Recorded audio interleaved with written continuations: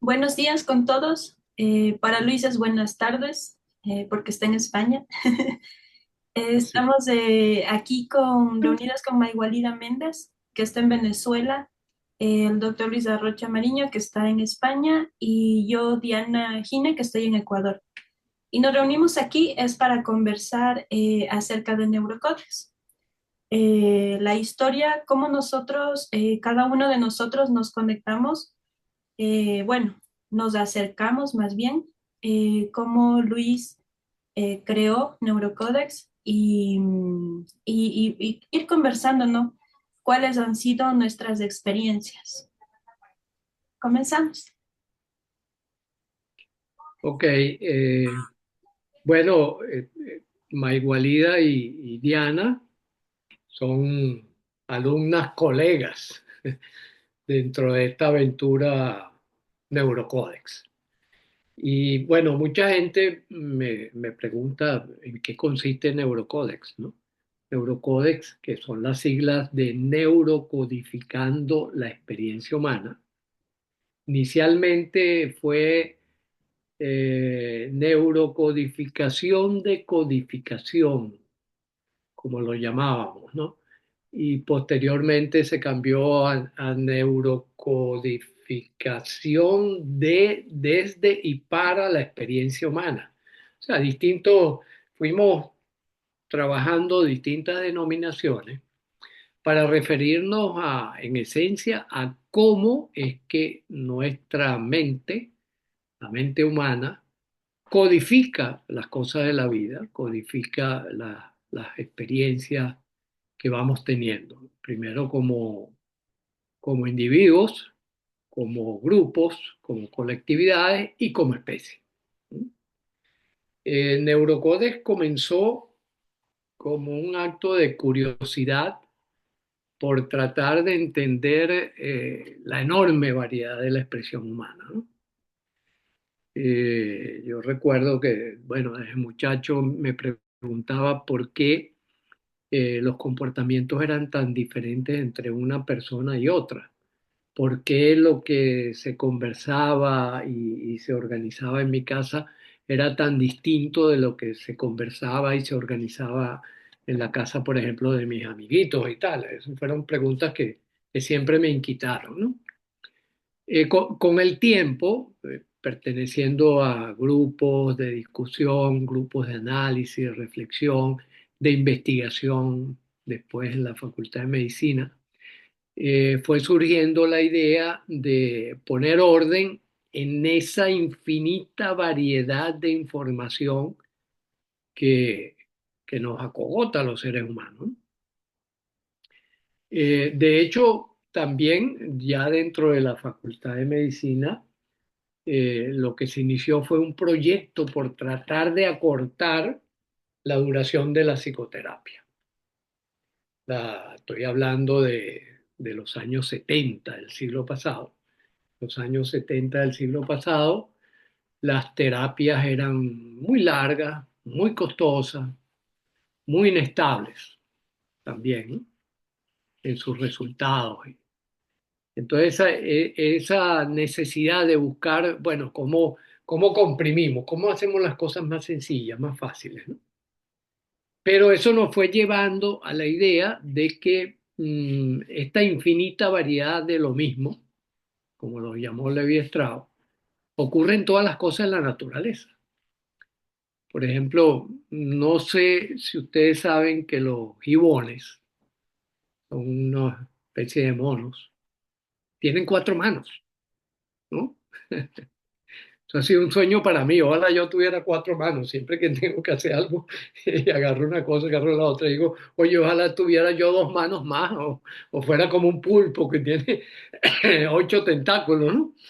Eh, entonces, esas cosas no dejan de sorprenderme y de llevarla como punto de discusión a los grupos que hemos ido construyendo, perteneciendo, ¿no? Y que ahora ustedes son miembros de esos equipos de discusión. Eh, entonces, nos, nos fuimos llevando hacia una conclusión, la necesidad de construir una forma de conocimiento que unificara lo que se puede unificar de toda esa infinita variedad de expresiones, ¿no? Y allí es donde llegamos a la idea del código como una forma de poder armar una especie de Lego o rompecabezas del conocimiento, ¿no? Y por eso trasvasó el estudio simple, digamos, de lo que pueden ser las disciplinas convencionales como la medicina, la psicología o incluso la física, la química, sino que hay detrás de todo eso. En ese sentido, debo decir que fue muy importante los aportes que vinieron de la lingüística y de la semiótica, del estudio de cómo está estructurado el lenguaje, ¿no? Particularmente los planteamientos de Humberto Eco y Antonio Pasquali, que sostienen que detrás de toda posibilidad de conocimiento está un acto semiótico, es decir, una, un acto de significación, de representación de lo que acontece, ¿no? Suelo poner un ejemplo. Maigualida por allí dio otro ejemplo interesante, el cual no puede comentar ahora, de un pájaro, ¿no? Yo lo decía en los siguientes términos. Un pájaro está parado en una rama y él está observando un fruto que está verde. Le resulta indiferente, ¿verdad? Lo mira, pero cuando ese fruto cambia al color amarillo o cambia al color rojo, el pájaro va y se lo come. Es decir, el pájaro hace una intervención sobre ese fruto porque ahora significa algo diferente. Al comienzo significaba algo no importante o irrelevante, pero una vez que madura, pasa a significar otra cosa, pasa a significar un alimento. Y ese cambio en el significado de lo que está observando el pájaro lo lleva a ejecutar una acción. ¿Mm? Esa acción es, en este caso, comerse el fruto, ¿no? Bueno, pues así es todo en la vida. Cuando nosotros, por ejemplo, eh, salimos a la calle y observamos que viene un automóvil y viene a alta velocidad y yo quiero cruzar la calle, yo hago una acción que es que me freno, ¿verdad? Me contengo para que el carro pase. ¿Por qué? Porque yo tengo en mi cabeza ya el aprendizaje de que si ese vehículo, ¿verdad? Por la fuerza física, yo me le atravieso, lo más probable es que yo sufra una herida importante o incluso muera. Y entonces así vamos por la vida. Por la vida vamos llevando a cabo actos semióticos que son los que nos van orientando de qué hacer y qué no hacer, de cómo tomar las decisiones. Entonces podríamos decir que en una síntesis apretada, Neurocódex es el arte y la ciencia de tomar decisiones adecuadas, ¿no? A partir de esa competencia semiótica que tenemos, ¿verdad? De poder analizar las situaciones, de poderlas procesar y de poder tomar decisiones, ¿no? En eso es que estamos ahorita, yo diría en este punto actual, el 2024, perdón, 2025, ya estamos en 2025, febrero de 2025, estamos en ese punto de contribuir a mejorar la vida de las personas a través del dominio del acto semiótico que es vivir, ¿no? No sé, creo que esto puede ser un buen abrebocas para iniciar una, una conversación. Eh, bueno, yo quería comentar, ¿no? Mis inicios en Neurocode. Yo comencé más o menos como, si la memoria no me falla, como en 1990 por ahí. Empecé en mi encuentro con esta manera de pensar y de ver la vida. Y comencé primero con ILACO, Instituto Latinoamericano de Coaches y Terapia, donde Luis a sus pacientes le aplicaba las herramientas Neurocode, ¿no? Este, y a mí me llamó la atención porque salíamos de ese estado emocional a un estado ideal y funciona. Yo lo vi en mí.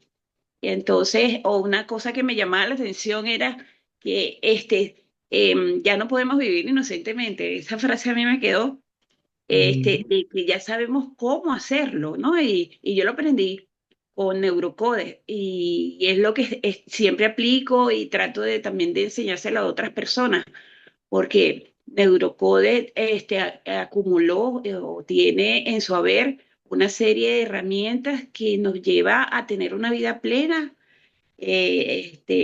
llegar, por ejemplo, yo que estoy en Venezuela, llegar vivos al final de este proceso, o sea, verlo de otra manera. Neurocode para mí es mi máxima herramienta. Y cuando las cosas están eh, negativas afuera, oye, con la visión Neurocode, yo sigo para adelante.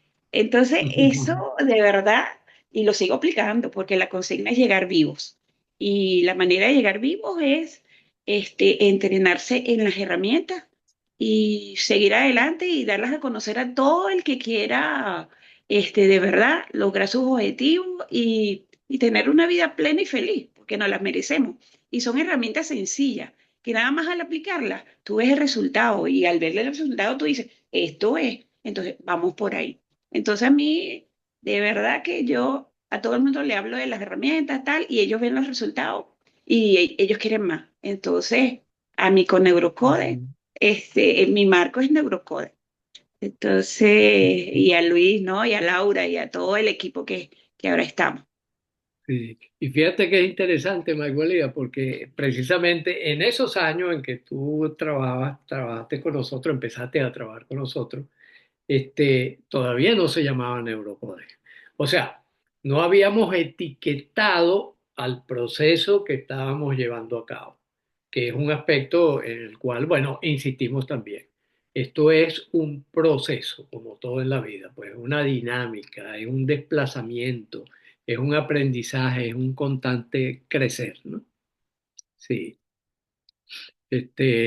ajá, Sí, sí, es un constante aprender.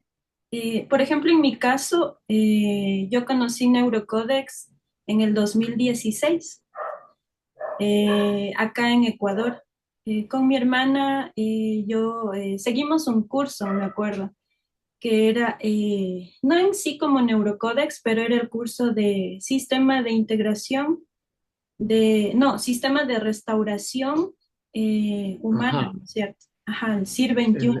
El CRH, Sí, Sistema Integrado de Restauración Humana, ¿no? eso sí, el sistema integrado de restauración humana. Entonces, con mi hermana seguimos este curso porque toda la vida nosotros hemos estado interesadas, ¿no? En este tema de lo humano, de lo social, de esta parte de la psicología. Siempre, siempre nos ha gustado. Entonces mi hermana me dice, acompáñame, me dice. Y digo, vamos, porque sí, yo previamente había escuchado una entrevista de Juan Diego, que fue el Mm. facilitador también, en una emisora que yo sigo acá, que es de Concierto Sentido. Entonces, me pareció a mí interesante, ¿no? Y yo anoté ahí, dije, me pareció interesante todo lo que él habló acerca de, prácticamente sería de neurocódex. Entonces mi hermana me dice, vamos acá y has escuchado de Luisa Rocha Mariño o de Juan Diego. Entonces yo decía, sí, de Juan Diego sí, sí, me parece que lo he escuchado, ¿no? Entonces yo regresé a mis notas y dije sí, pero yo decía de Luisa Rocha, no, no he escuchado la verdad. Y yo me puse a investigar, ¿no? En internet y ahí vi algunos de tus videos y así. Me pareció súper interesante.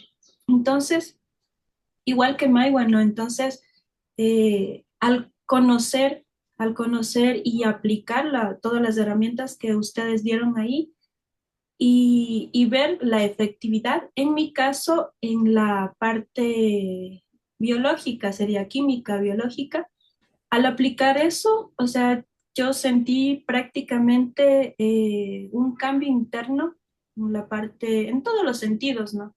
En lo biológico, en lo psíquico, en lo mental.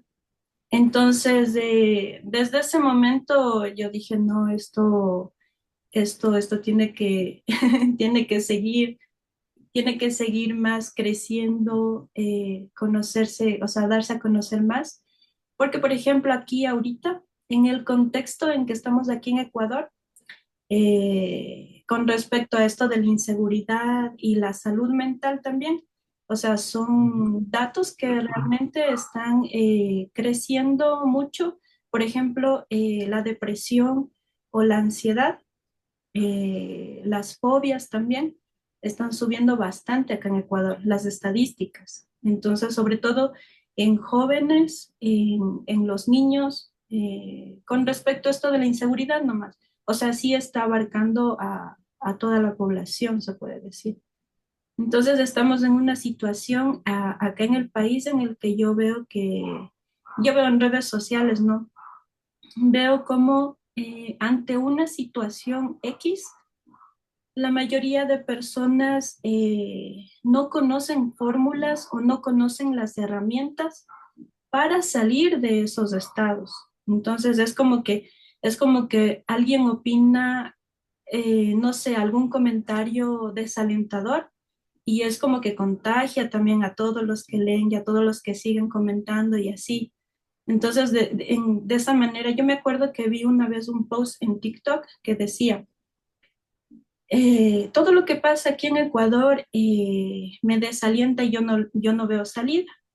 Y abajo Mm. de ese comentario habían miles de personas que comentaban, ¿no? O sea, iban alimentando ese discurso.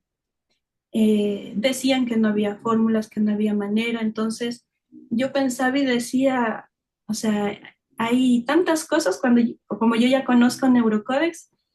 tantas fórmulas, tantas maneras, tantas salidas, tantas cosas que podemos nosotros aplicar para sobrellevar, como decía Maigualida, ¿no? O sea, lo que nos acontezca, poder nosotros sobrellevar y salir bien al final del día, se puede decir. Exacto, sí. Sí. Sí, fíjate que con lo que tú dices, por ejemplo, el desaliento, ¿no? Una de las cosas interesantes es que podríamos decir que hay tres leyes fundamentales de comportamiento de las formas que adquiere la energía fundamental, ¿no? La primera es lo que llamamos la ley del movimiento, es decir, toda forma que tiene la naturaleza es provisional y transitoria. ¿Eso qué significa? Bueno, yo nací el 11 de agosto de 1949. Antes de 1949, el Luis Arocha no existía, ¿verdad? Y he de morir en algún momento, espero que sea dentro de unos 30 o 40 años más, por lo menos, ¿verdad? Para no perderme el espectáculo que viene. Eh, eh, y eso significa que está acotada, mi vida está acotada, la vida de cada uno de nosotros está acotada. Hay un antes y hay un después de la vida de cada uno. Pero también ocurre con cualquier cosa. Por ejemplo, la vida de este esfero o bolígrafo o como quieran llamarlo, ¿no? Este, está acotada. Esto fue fabricado en un momento dado, en un momento dado va a dejar funcionar, lo voy a tirar a la basura la van a reciclar y se va a transformar en otra cosa. Entonces, esa es la ley del movimiento. En segundo lugar, la ley de la interacción. Es decir, este bolígrafo interactúa conmigo, yo interactúo con ustedes, yo interactúo con mi público, yo interactúo con mis consultantes, yo interactúo con mi familia. ¿M? Y de esa interacción y de ese movimiento van a surgir transformaciones. Entonces, hay transformaciones que en un momento dado me ponen en el desencanto, pero hay transformaciones que me van a poner en el encanto. Entonces, por eso analizamos las cosas desde el punto de vista del espectro para tomar en consideración ese movimiento de las cosas. No lo vemos estáticamente. No veo salida. Bueno, significa exactamente eso, que usted no ve salida, no que no hay salida, sino que usted no la ve. ¿Mm? Entonces, abra más los ojos, investigue y probablemente usted va a encontrar salida a ese desencanto y usted se va a aproximar al encanto, ¿no? Entonces, es un viaje, estamos en viaje permanente. Y eso es lo que nos permite fomentar la esperanza como el recurso fundamental para nosotros vivir cada vez mejor, ¿ya? Basándonos en los aprendizajes que nos permitan hacer ese viaje de lo negativo a lo positivo. Como decía Jorge Luis Borges, que en uno de sus poemas dice, el destino humano de breves dichas y largas penas. Bueno, ¿quién es el que lo hace breve o lo hace largo? Nosotros. Es uno. No son los hechos, es la memoria de uno. ¿Mm? Entonces, yo puedo decir el destino humano de largas dichas y breves penas, si tengo las herramientas para cambiar, moverme dentro del espectro. Esta idea que es recogida precisamente de eso, de las leyes fundamentales de la energía, nos permiten tener una visión optimista de la vida, una visión que le da sentido, una visión que le da una fuerza a continuar viviendo y a mantenernos pues con esperanza, con esperanza. Hace poco acabo de leer un artículo donde a una persona que tenía una insuficiencia cardíaca y le iban a hacer un trasplante de corazón porque ya su corazón era incompetente, pues simplemente le pusieron un parche de células madres. Se les ocurrió, bueno, vamos a hacer el experimento, le ponemos un parche de células madres. ¡Oh, sorpresa!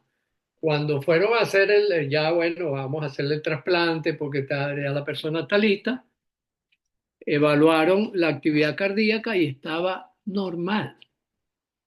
Es decir, las células madres, que son células pluripotenciales, que son un descubrimiento, creo que de los 80 o de los 90 para acá, antes no sabíamos la existencia de las células madres. Las células madres permiten regeneración de tejido. ¿Hasta dónde nos va a llevar esto? Con células madres se están construyendo órganos completos, ¿no? Entonces, esto nos abre una perspectiva de futuro, por ejemplo, de conservación de lo que yo llamo el carapacho, el cuerpo, ¿verdad? La conservación del carapacho, mucho más allá de lo que espontáneamente o en forma completamente natural ocurría. Entonces, ¿qué hacemos en Neurocode? Recopilar toda esa información, analizarla, la proveniente de la física, de las matemáticas, de la biología, de la antropología, de la psicología, de todas las ramas de las artes, y armar un conjunto coherente, un Lego, ¿verdad? Con esa información para ponerla al servicio de cada ser humano que se acerque a nuestra agrupación. ¿Mm? Es un poco el sentido del trabajo con neurocodes, ¿no? A veces yo digo también, eh, nos ocupamos de lo que usted no se puede ocupar, ¿verdad? Usted tiene que trabajar, usted tiene que ocuparse de la familia, usted tiene que ver cómo sobrevive, cómo convive, cómo, ¿no? Entonces no tiene ni el tiempo, ni la energía, ¿verdad? Ni la preparación para dedicarse a buscar encajar, armar este rompecabezas. Entonces, eso es lo que hacemos en el equipo Neurocode, armar el rompecabezas. Por eso es que fíjate, por ejemplo, aquí tenemos Maigualida. Maigualida es abogado y es médico naturista. ¿Mm? Diana es diseñadora, comunicadora, artista. ¿Mm? Yo soy médico psiquiatra, es decir, uno no es, son las profesiones, ¿verdad? Claro. En Estados Unidos tenemos un físico que nos ayuda también, tenemos ingenieros, aquí en España, tenemos artistas plásticos también en distintas partes del mundo que colaboran con nosotros. Hay un Totalmente. montón de gente proveniente de las actividades más extrañas que se puedan imaginar, biólogos, antropólogos, arqueólogos, que contribuyen a que nosotros podamos armar este rompecabezas y decimos, bueno, ahora cómo esto lo convertimos en herramientas prácticas para que vivamos cada vez mejor y mejor. Esa es la función de Neurocode. Sí, y justamente hace unos días atrás estaba viendo, ¿no? Que hay, por ejemplo, diariamente se sube cerca de 2.000 millones de datos a Internet. Entonces, con esa avalancha de información y que no todo está, no, que no todo es válido, no todo es cierto, entonces, por lo menos estaba leyendo también acerca de unos estudios que las nuevas generaciones que están expuestas, por ejemplo, ahorita los niños, los adolescentes, que se exponen ante esta avalancha y sin tener previamente una metodología o una manera de cómo abordar eso, Una brújula. una brújula, entran Podemos en decir, ansiedad. Neurocode es una brújula. Sí, sí, y eso Es es una algo de bueno las para la vida. causas. Sí, eso es una de las causas también que entran en estrés, ¿no? Es un Exactamente. GPS, un GPS también. Un GPS también, que es una de las herramientas que nosotros tenemos, el GPS mental para guiarnos en la vida, pues. ¿Mm? Sí, este, bueno, ya nosotros tenemos más de 150 herramientas específicas que nos sirven para que la persona de manera práctica pueda utilizarlas en su vida cotidiana, ¿no? Ese es un poco también el sentido de todo este trabajo, ¿no? Sí, el sentido de eso. Unos días atrás también hablábamos con Maigualida de estos 4 modos que Neurocodex nos presenta, ¿no? La permutación que hay con las letras de PESA, de pensamientos, Ajá. emociones, sentimientos y acciones. Y comentábamos con Maigualida que el modo, cuando nosotros estamos en modo ESPA, es decir, emociones, sentimientos, pensamientos y acciones, es cuando nosotros comenzamos a tomar decisiones no acertadas, no No adecuadas. acertado, exacto. Ajá. Sí, fíjate que ese puede ser motivo para un próximo podcast, ¿no? Ujú. Que hablemos entonces ya de las aplicaciones, por ejemplo, comenzar con la idea esta de lo que llamamos el modelo estándar del diseño humano, que lo recogemos en el señor Pesa. Señor Pesa y la señora Cepa, que ahora tú sabes que hay que repartir bien las cosas. Entonces, entre el señor Pesa y la señora Cepa, logramos un equilibrio que nos permita comportarnos realmente como humanos. Ese creo que puede ser el próximo podcast que, que cuando lo haremos, Diana, Maiva. Podría ser no sé, es la siguiente semana o tal vez dentro de 15, no sé. Por mí, Perfecto. por mí, la semana que viene sí, sí está bien. Ok, perfecto. Podemos hacerlo, eh, incluso dejar este día para eso. Para ¿Mm? hacerlo periódico, sí, Sí, sí, sería para darle buenísimo. una periodicidad pues al podcast que ya pondremos en las distintas redes como fuente de información. Sí, sí, muchas Bien. gracias, Maiwa, y muchas gracias, Luis, por este podcast. No, gracias a ustedes. Un abrazo y seguimos. Seguimos.